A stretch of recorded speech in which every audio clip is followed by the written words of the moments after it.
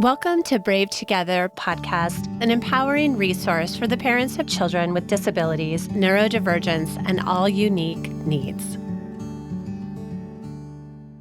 I can feel the tension in my neck and my shoulders just when you say the word balance. So I know that our listeners are probably also feeling the weight when they hear that word balance. It's one more to do. It's one more thing I have to achieve.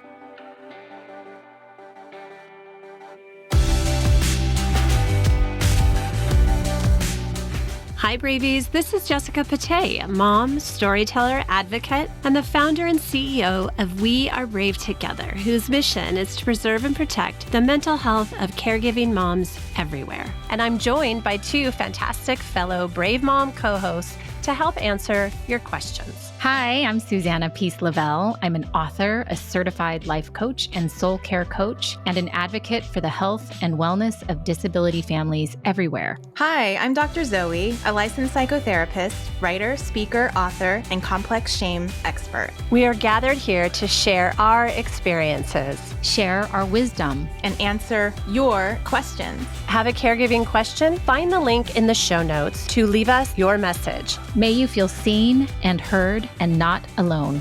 Ask us anything. Hi, Brave Together podcast. I want to start off the new year with more work-life balance. I feel swamped with juggling it all, and I need your help. How do you create balance?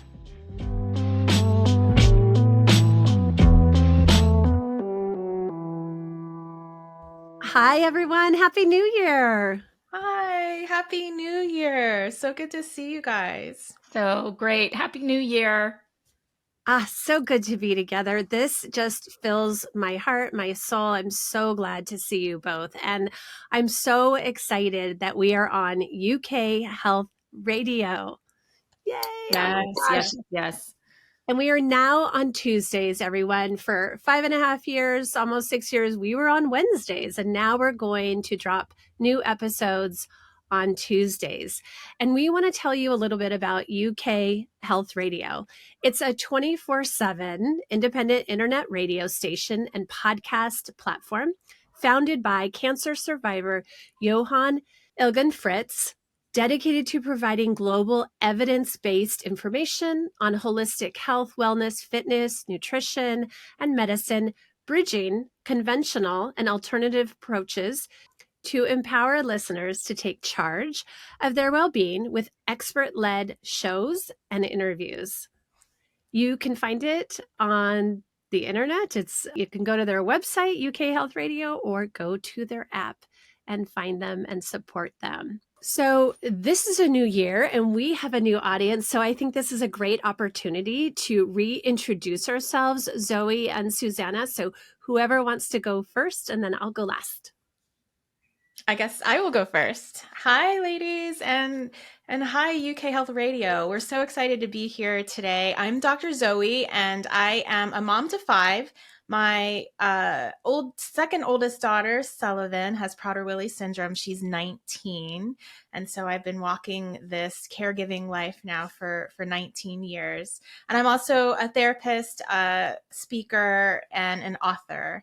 And the thing I'm doing right now in my personal life is I have gotten so into chess, which is kind of crazy. I was never really into chess in high school or when I was younger, but I've gotten obsessed with it. And now that I've started playing it, I'm playing it way too much and trying to learn and figure it all out. So that's my current new thing. I do too. Is that relaxing, or is it just like it feeds your competitive vibe? Is it just, what does it do for you? It's both. It's both relaxing, and I've gotten extremely competitive with it. And I tend to be competitive. I'm an ex-athlete or former athlete, and I always have to find ways to compete. So it's both. But I also know it's training my brain. So I love how quickly I'm able to think more steps ahead before. So I kind of just see like all of the synapses and neurons in my brain just going off. So yeah, it's fun. That's so great. Susanna. Yeah, well, I feel like that is sort of a metaphor for life, right? In terms of like having to know where to navigate and, strategy and, okay, someone's doing Mhm. something unexpected and then you need to shift and swivel and all of those Yep. things. So, hi everyone, and hi new audience. I normally don't sound like this. I've had a cold for like a month or a month and a half. Who knows? It's just ebbing and flowing. I'm just lifing with life right now. But I am Susanna Peace Lovell. I am an author. I'm a life coach. I am an advocate dedicated to disability families across the globe. Health and wellness is so near and dear to me. I am also a Reiki practitioner. I'm very interested in just leaning into the flow of life. I am raising a 19-year-old daughter. She is in her last year of high school. That's what we call it here in the States, anyhow. So we are looking forward to post high school programs. She has myriad diagnoses, including, pretty impactful food allergies. She is on the autism spectrum. She also has ADHD. She is my lovely, beautiful mermaid fairy, neurodivergent, spicy, neurospicy love bug. And she loves choir and singing. And speaking of new activities in midlife, Zoe, Yes. I have the last couple of years taken up tennis. And I feel like tennis is also a very great therapeutic outlet in Yeah. that I can smash things with my racket legally. Okay. I can smash things. I can unleash my feelings onto the court, but I've also been playing competitively. So I joined a USTA league a couple of years ago. So I've been playing, doubles matches, singles matches, and it really is this. It's like a healthy competition. I have to say, it surprises me how much I miss it. Like when it rains occasionally, I'm here in Los Angeles, California. When it rains, like the 5 days a year that it rains here, I just don't know what to do with myself because I Yeah. can't go outside and hit a ball. So anyway, I am so happy to be here. This is my favorite place to be with two of my favorite women. So Thank you. Thank you. Well, hi, everyone. I am Jessica Patay, and I am a mom to 3 and a wife to 1. I've been married for almost 3 decades, so it's just hard to believe. My husband is a wonderful anchor and support, and my 3 kids have taught me way more than I have ever taught them. I have a 25-year-old, a 22-year-old, and a 20-year-old, and my second son, Ryan, is the one who made me a caregiver. He was born with a rare genetic disorder called Prader-Willi syndrome, and also diagnosed with autism when he was a child. And now he's 22 and he is an adult day program and he is loving it, loving it. And I'm just so grateful for what my kids teach me, what my marriage has taught me, and this journey, which is so unique and so different and requires so much. I say exponential motherhood or exponential parenthood requires exponential support. And we understand the power of community. And really, this goes for anybody who is going through chronic hardship or crisis or any kind of loss or life change, divorce, trauma, accident. We need people in our life who get it and who can support us and validate us and who we can learn from and inspire each other. And that is why I created We Are Brave Together, which is a nonprofit that has been around since 2017. And our mission is to preserve and protect the mental health of caregiving moms. And we do that by offering support groups, which we call connection circles. We offer them across the United States and abroad. And we also have respite weekend retreats, which we fundraise heavily to make these retreats accessible for moms. We've put on over 40 retreats. We've given over 200 scholarships for those retreats. And it's a great time to get away and be with other women who get it, to get some good mental health education, to laugh, to have downtime, and to take a break from caretaking. And then we have this wonderful podcast that's been around since 2020. And we published our first book in 2024, and our next book is coming in 2026 to really shout the worth of caregivers and caregiving and to raise awareness about extreme caregiving. So that is what We Are Brave Together is all about. And one of my side passions is storytelling. And it's been a while since I've been on stage to share a story, but I have a show coming up and I'm very, very excited and Wow. nervous to do that. I love words. I have always Yeah. loved words. I've always collected quotes. I used to cut words out of magazines when I was a kid. I just love words and phrases and poems and stories and books. And that's probably never going to change. It's not new. It's not a midlife new thing like what Susanna and Zoe shared, but it's an old thing. And it just fills me up. Well, it sounds like it's a joy thing, right? It's a joy thing. Yeah. Love it. I love the way you said that, Susanna. Yeah. It is a joy thing. That's beautiful. Thank you for sharing it. I can't wait. I have to find out about when this is because I want to partake. Yes. Yes, please, please come. Yeah. Please Front and come. center. Front and center. So I think what's beautiful is that we just shared some things in our lives that has nothing to do with caretaking that we love and that we're becoming passionate or are passionate about. And I feel like it kind of brings us to our topic today, which is balance, work-life balance, which we're just going to call a curse word, right? I think you've deemed it a curse word, Jessica. Work-life, that whole balance. And so I want to talk about that today because I know that especially for moms, and I feel like that word, that balance word is applied more to moms almost than it is to fathers, right? They're encouraged to, go do your thing and it's not so important, it seems. Although we say it in the way that it's kind of encouraged, it feels like it's more about moms, you've got to try to find that balance. And we all also know that it's impossible, which is why I think a lot of us have this visceral reaction to the word, because it's not really possible to have something perfectly balanced when you have a lot of important things going on in your life.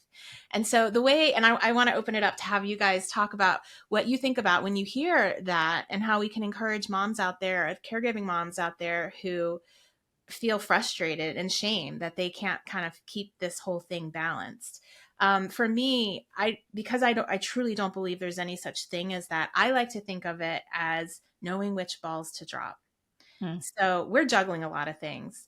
I work, I have kids, a family, relationships, all passions, and we're often juggling so many things. And it's not about trying to find how we can give them equal time or balance them out, but just knowing your priorities and knowing when things get overwhelming, like I can drop all these things because these are the 2, 3, 4 things that are my absolute priority. And that for me is how I find balance. And it doesn't look like balance in my life because sometimes I'm juggling these things that are really important.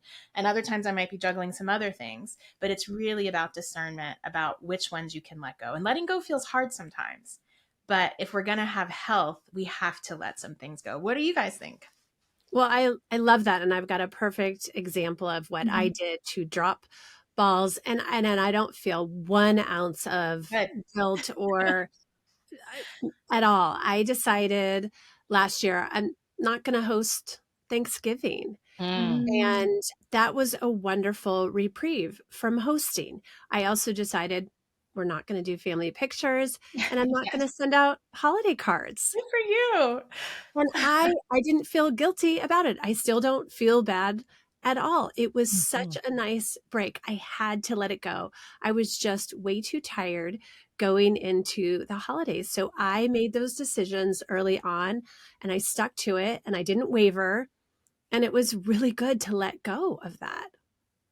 Yeah. That's beautiful. And for other people out there who do feel guilt, I'm the one that I drop the balls and I feel the guilt. I still feel the guilt. Right. Right. And yet I do it anyway because I know that it's healthy and I never regret it. I just have to recognize that guilt was instilled in me from birth and it's going to continue to show up and that's okay. So I'm going to do it and feel the guilt anyway and know that it's good for me. Yeah, and I will say that when I everything that you both are saying resonates with me so much. And I will say that when I hear the word balance, first of all, I'm like, okay, so where is this messaging coming from? This idea that we now need to go find balance, in addition to all of the other things that are on our list, right? And so the reason why I sort of have a visceral reaction to the word balance is because then I think of it as one more thing to put on my to-do list, right? And I am trying to come up with every way to remove things from my to-do list. So even if we talk about something beautiful like self-care or so, again, it shouldn't be something that we add to our to-do list that then we're feeling like, for me, even just visually, like my shoulders raise, I get a little bit tense and I'm like, okay, but so I guess I'm not finding the balance that we're supposed to be finding. What is that? What is the measurement for success? Because this is going to look so different for every single person out there. Our caregiving journeys are so different. Right. Our seasons in life are so different. And so let's talk about that. That is such an excellent point. I really greatly appreciate that. I can feel the tension in my neck and my shoulders just when you say the word balance. So I know that our listeners are probably also feeling the weight when they hear that word balance. It's one more to do. It's one more thing I have to achieve. It's another should in our head, and our inner bully is just running around with all the shoulds related to balance. So I appreciate you saying that, Susanna. We want our parents to not have more to do, not have more pressure, not have more shoulds, but how can I actually have the things in my life that mean the most? Peace, joy, play, relationships, connection. I'd like to just do a little confession about something that I gave up, a ball that I dropped for a couple of years in my parenting. And this was, my youngers were little. I don't even think my fourth was born yet, but I had three kids under 4 and was working full time and homeschooling, crazy. And something that I let go for probably 2 years was dishes. I made us eat on paper plates because I was done. And I know that that was not that great for the environment, but it was really good for the environment in my home. Yeah. It was super healthy because I just could not do another dish. And for almost 2 years straight, we ate, even though we had a cabinet full of wonderful dishes, we ate on paper and plastic because that's how I decided I could live. And then eventually I didn't need to anymore. And life changed because life does change.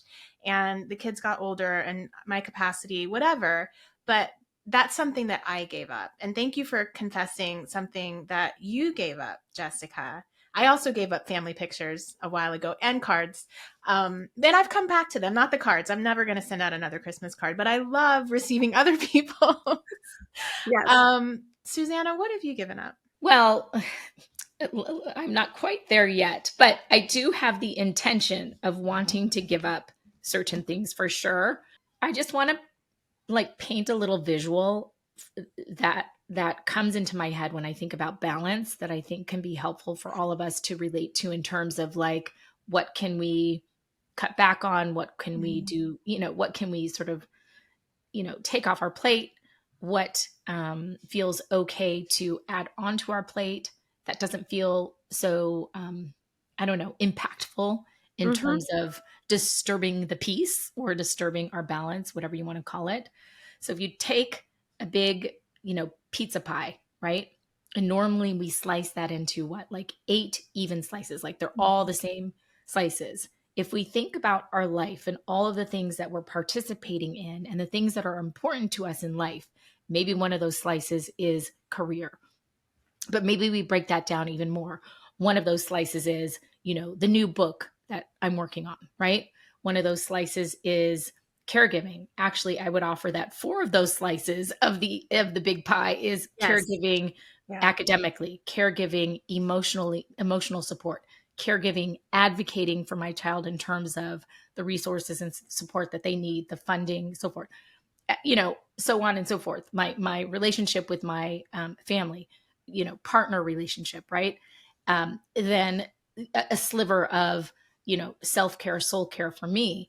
But when you look at that, even though it seems like it's 8, similar slices, equal slices, really a lot of it is output, output, output from me, physically, emotionally, psychologically, right? Whatever it may be. And so then there's an imbalance, even though all of those slices look the same. So then now I can look at it like, okay, so some of those, if there's a way that I can whittle down the output for, maybe I can delegate some things, right?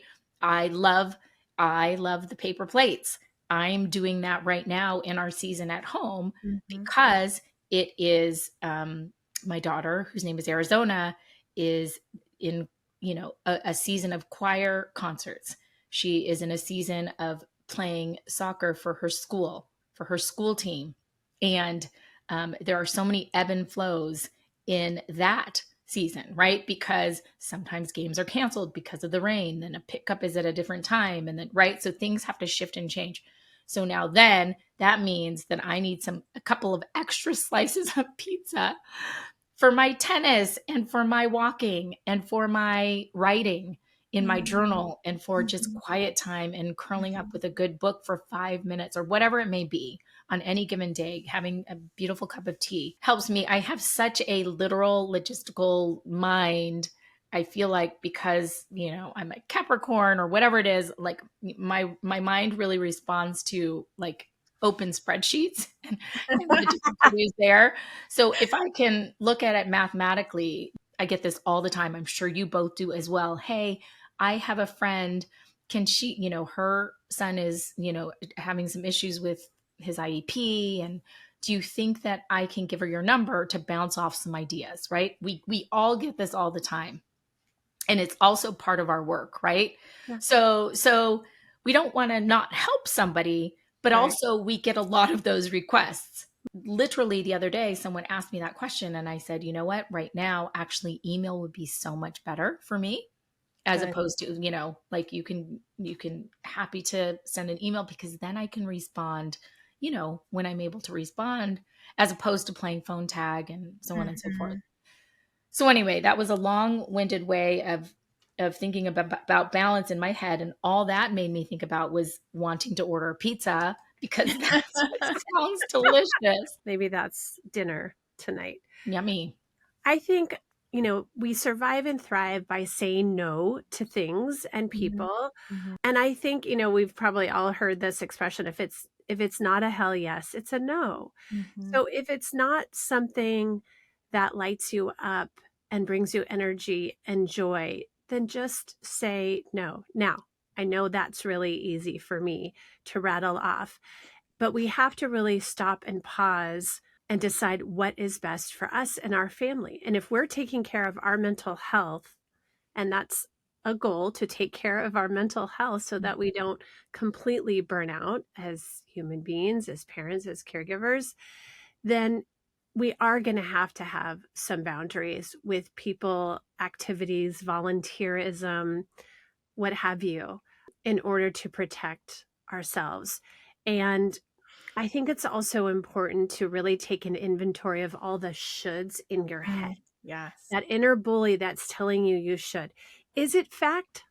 Is it a fact that you have to go to this PTA meeting or this Right. family gathering? Yeah. And we have to really stop and ask ourselves, is it perfectionism that's driving us to do all the things? Is it people pleasing? We just don't know how to say no. We don't want anyone to be upset with us. We think that there's nobody else who could take on this, whatever it is. So we do it and we make that other person happy, whether that's something in the family, something with friends, something with work, something with our kids' school, what have you. we have to really stop and reflect what is driving us to say all those yeses or to follow all the shoulds. That's such a great question for someone to ask, because we often get into rote behavior with the assumptions that this is just what we have to do without ever stopping to think about that. Do we have to cook for that potluck, or can we just stop by and get a box of cookies? Do we have to do those things? And often we don't think about it. And so we're giving you permission today to question your priorities, but question what needs to be done. What needs to be done that's actually truly serving you and your family, that only you can do.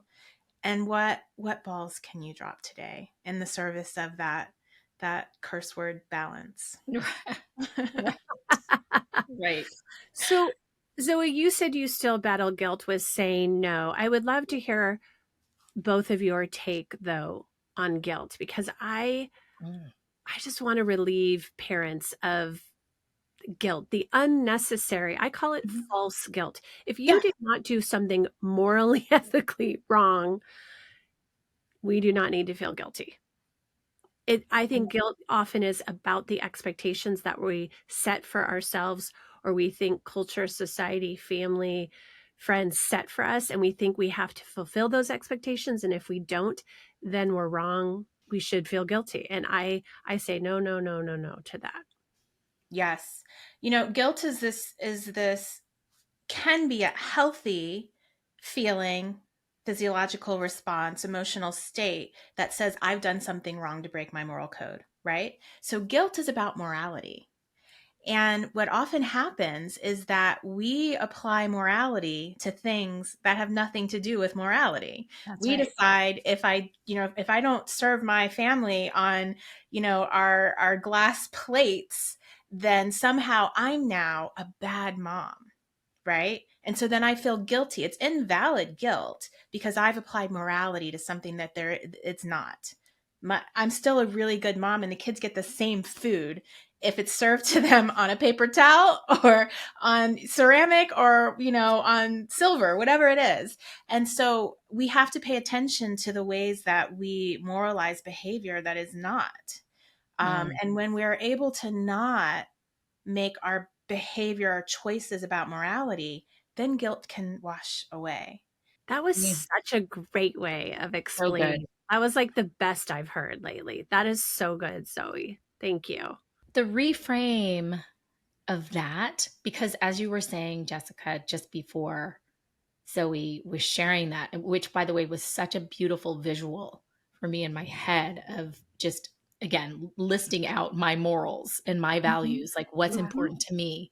Even when we think about not doing something wrong morally or ethically, we also need to ask ourselves as well, okay, but are these my morals or are these someone else's morals that So I am placing as more important than mine, right? Yes.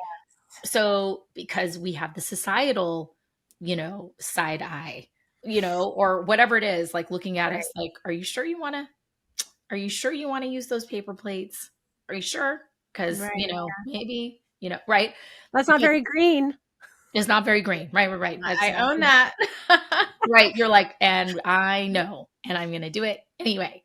Right. So I think there's layers, of course. And so that's what I think about in terms of guilt. I need to get clean with regard to like what is real and true for me and my loved ones. Yep. In terms of keeping my loved ones safe, in terms of me being the one who is the go-to for my daughter for most things. What is good for me is good for the universe right now. Amen. Yes. This has been such a really beautiful, actually eye-opening conversation. I love talking about this. So then how can we use a different word besides the word balance? Ooh, I love that question. A different word besides balance. I mean, what comes up for me is priorities. I'm going to regularly evaluate and reevaluate what my priorities are for this season. I think, sometimes we start out with this concept of our priorities and we imagine that they're just going to stay the same. And then we can really get off because we're focusing on things that don't matter so much in this season. And so for me, instead of balance, it's just, what are my priorities right now? And that's what I'm going to focus on. I really like that. I really, really like that. What is most important to me? What do I value the most? And what are the activities that follow what I value the most? Mm-hmm. And honestly, you guys have heard me say this. I really think that the gifts of, altered parenthood is a shift in perspective and priorities. It really helps us, whittle down what is most important. And we can hopefully let some fluff, go that really, really doesn't matter. Right. And if you're asking that question, how do I know what's most important? How do I, of all the things that I'm trying to figure out and focus on, my answer to you is relationships. That's always the answer, right? How can you focus on making sure that the relationships in your life are prioritized in such a way that you're maintaining them as best as you can? And from that, all of the other things will flow, right? If you're prioritizing relationships, then you'll know what you need to show up for and what you don't need to show up for. When you know your people well and your people know you well, everything will flow from there. And it sounds like, how could it just be relationships? But if you think about it that way, you realize that when you're just focusing on that, then you're going to be able to care for everything and all the right ways, even your work, because part of why you do your work is your relationship with self and your family. And it will also give you boundaries for your work when you're focusing on relationship. That's so good. And, we have to quote the Harvard study, 80-year study Yes. of, long-term happiness. It's all about relationships. It's all about deep, meaningful friendships. That is the greatest factor, the greatest contributor to our joy and happiness. So And longevity. Yes. longevity. Yes. I so appreciate you bringing that up. Yeah, and it's just further reminder of, the importance of connection, the importance of conscious connection, and it does require consciousness. It requires effort, it requires focus, it requires, and I'm so glad that you brought up relationship to self, because I feel like, speaking of balance, once we are able to connect with others in a meaningful way and in a consistent way, especially our loved ones, we're not talking about everybody we know, right? We're talking about the important relationships in our lives. And we all know who those individuals are. And that is a reminder also often for me to be like, okay, so let me also be conscious with my needs and my desires and my joys and everything else from, from a standpoint of me looking in the mirror and asking myself, being conscious about like wanting connection with me, Susanna. I really appreciate this. And I also feel like it's a beautiful time to say that my connection with you two also is very, very important to me. It's very energizing, and it fills my cup. It's important because then I feel less alone. I feel less isolated. I feel like, I'm in this sisterhood and community. One of the beautiful things of being a connection circle leader for the Los Angeles area for We Are Breathe Together is that community and connection with my sisters, who are constantly like, okay, when's our next meeting? It's something that we actually have to pay attention to and feed. We do. We have to be intentional. And I'm just going to do a little shameless plug because I didn't say this before. But if you are a caregiving mom out there to a child or teenager or adult with disabilities, neurodivergence, mental health struggles, medical complexities, any diagnosis under the sun, please join us at wearebravetogether.org. Membership is free, and almost everything we offer is free, with the exception of our weekend retreats, which we cover about 75 to 100% of the cost, 100% if you're a scholarship recipients. So please jump into our community because we are here to support you and validate you and walk with you. Connection is so important to our mental health, our physical health, our spiritual health.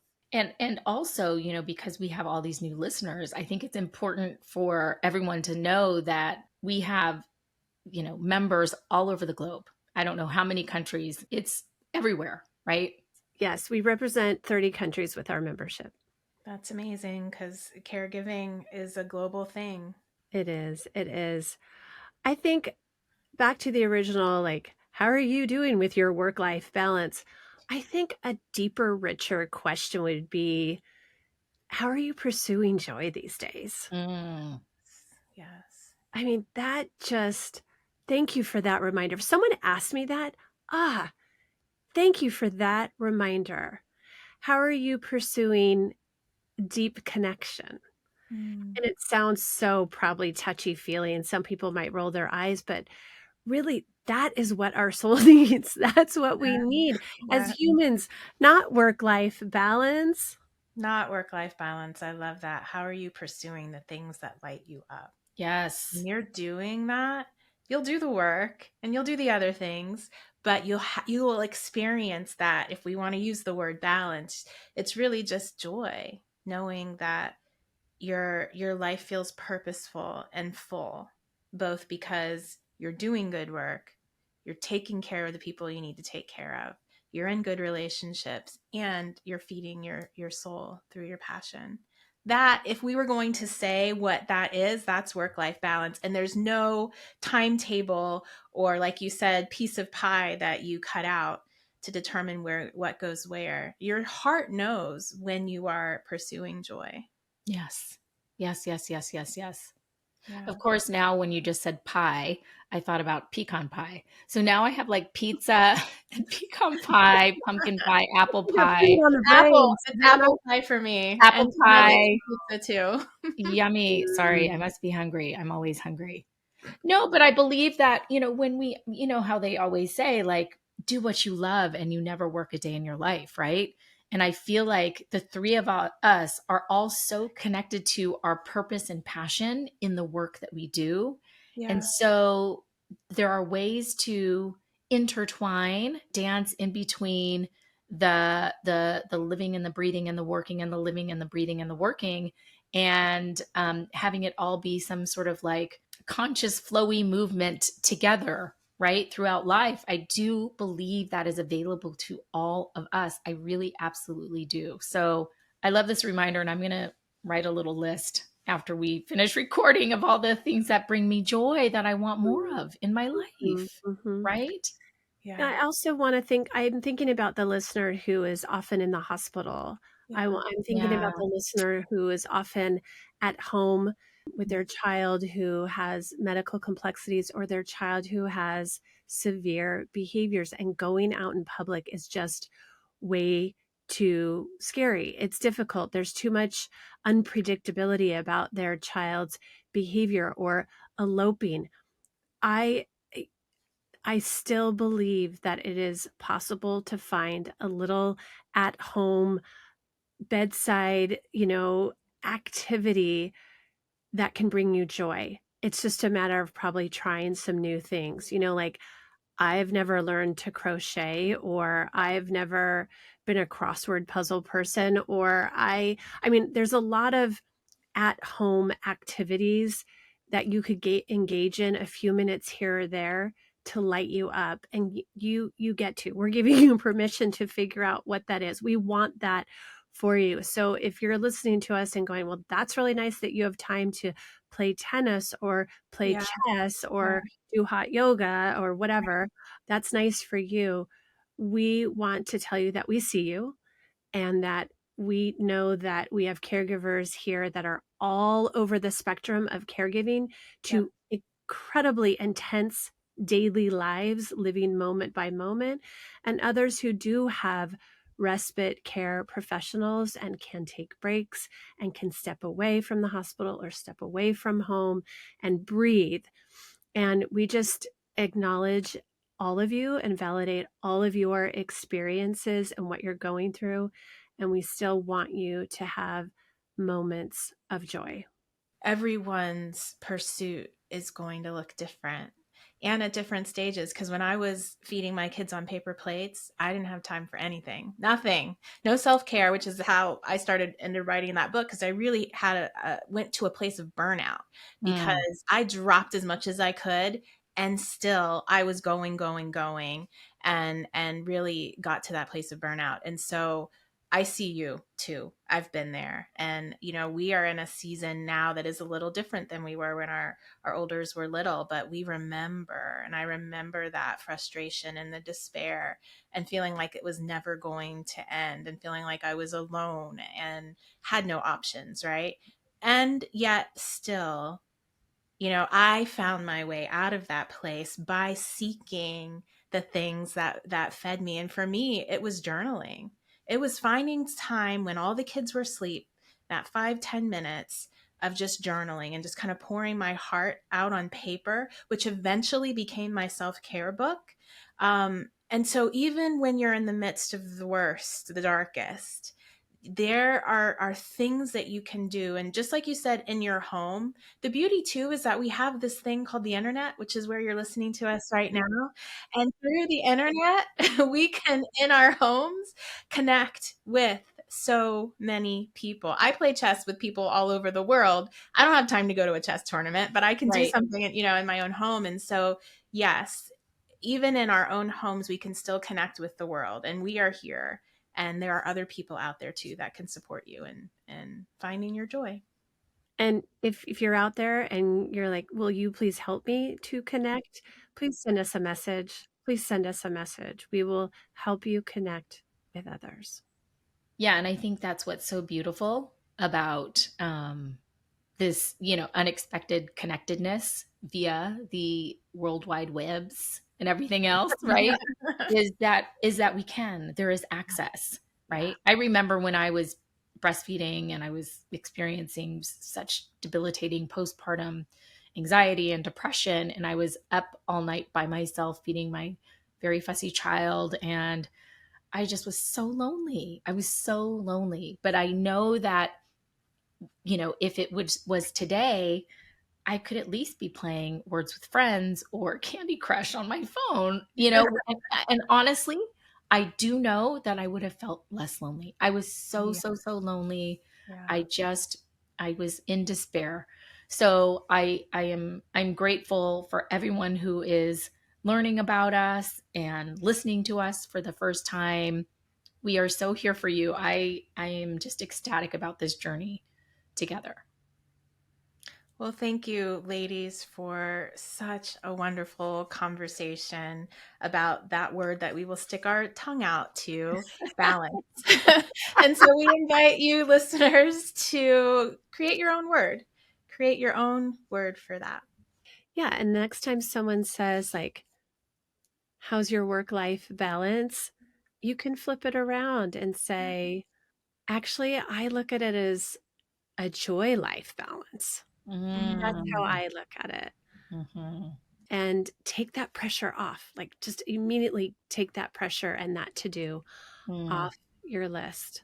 So, Bravies, we see you and we love you, and we are so happy that it's 2026, and we're so happy to be here with you. We'll see you next time. Bye. Bye. Thanks so much for listening today. Do us a favor and leave us a review and a rating so that this podcast can get into the ears and the hearts of more and more moms. Did you know that Brave Together podcast is an extension of our nonprofit organization, We Are Brave Together? We Are Brave Together serves an international community of caregiving moms, offering support groups that are virtual and in-person, educational resources, and low-cost weekend retreats. And we have published our first anthology of caregiving stories entitled Becoming Brave Together, Heroic, Extraordinary Caregiving Stories from Mothers Hidden in Plain Sight. It will encourage and validate every parent caregiver. To join us today, go to wearebravetogether.org. Our support and sisterhood awaits you. Brave Together podcast is for entertainment and education purposes only. It's not a substitute for professional care and should not be relied on for medical or mental health advice. The use of any content on our podcast, links, show notes, or on our website is to be done at your own personal risk. Please seek out a professional to assess your own medical or mental health concerns, because we are all beautifully complex and the content of this podcast is for a broad audience.